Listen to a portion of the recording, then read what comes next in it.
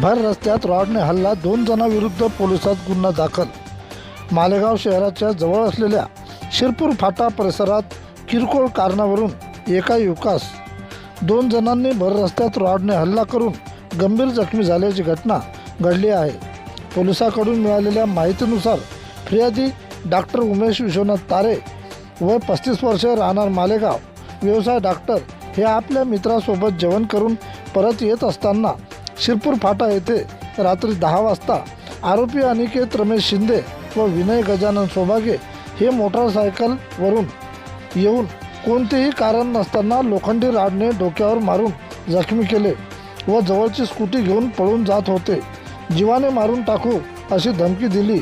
या हल्ल्यात आशुतोष विष्णू कंकाळ हा गंभीर जखमी झाला असून ग्रामीण रुग्णालय येथे इलाज चालू असल्याची माहिती मिळालेली आहे। तसेच यातील एक जण बेशुद्ध पडल्याने आरोपी पसार झाले। दिलेल्या फिर्यादीवरून मालेगाव पोलिसांनी विविध कलमान्वये गुन्हा दाखल करून पुढील तपास चालू आहे। प्रतिनिधी विठ्ठल भागवत।